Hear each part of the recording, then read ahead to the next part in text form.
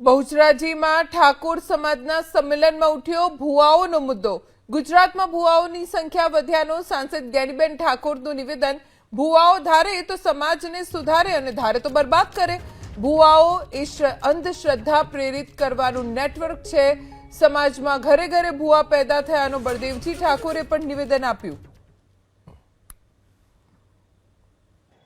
હું જે ભુવાજી હોય ને વિનંતી કરું કે તમે ધારો તો અંધશ્રદ્ધામાંથી કોઈ પણ વ્યક્તિને બહાર કાઢી શકો છો અને જો તમે ધારો તો કોઈ પણ પરિવારને ને ઘણા બધાને બરબાદ કરી શકો છો।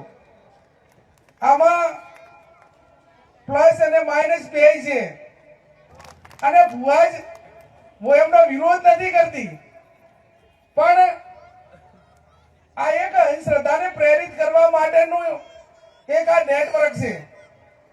કોઈ પણ દુનિયાની અંદર કોઈ પણ વ્યક્તિ એના કર્મને આધીન એનું ફળ ભોગવતા હોય છે અને દુનિયાની અંદર પરિશ્રમ સિવાય કોઈ વસ્તુ આપણે પ્રાપ્ત કરી શકવાના નથી।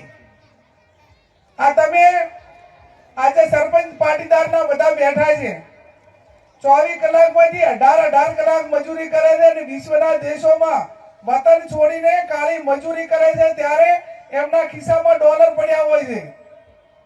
આપણે તો આપણા સમાજના દીકરાઓને ભણવા માટે ગાંધીનગર કે અમદાવાદ બળદેવજી જેવાને કલ્પેશભાઈ જેવાને કહીને એડમિશન અપાવવા કોઈ હારી સ્કૂલમાં તો ત્રીજે ચોથે દિવસે ફોન આવે મને પાણી માફક આવતું નથી અને આયા બધા આખી દુનિયાની તમામ બ્રાન્ડનો દારૂ માફક આવે અને ભણવા જાય પાણી માફક ના આવે। આ એક સંઘર્ષ કરવા માટેની એક મુશ્કેલી વેઠીને બીજાની હરોળમાં એ ટકી રહેવા માટેની જે મનોબળ સાથે જે એને ટકવું જોઈએ એ આપણા સમાજના દીકરાઓ ટકી શકતા નથી। પણ એ બેઠેલી મારી દીકરી કે મારા દીકરાને ભણાવવામાં રસ નથી।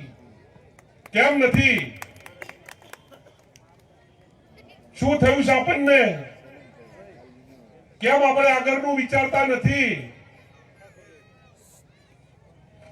વિક્રમભાઈ એક વાત કરું તો ઘેર ઘેર ભુવા પેદા થયા છે। ઘેર ઘેર ભુવા, ઘેર ઘેર ભુવા। જેટલા ભુવા પેદા થયા કેટલા એ બેઠેલો મારો દીકરી કે દીકરી, દીકરો કે દીકરી ક્યાંક સરકારી નોકરીમાં લગાયો ને, ભણાયો હોત તો એમને સલામો મારવા અમારે જવું પડે।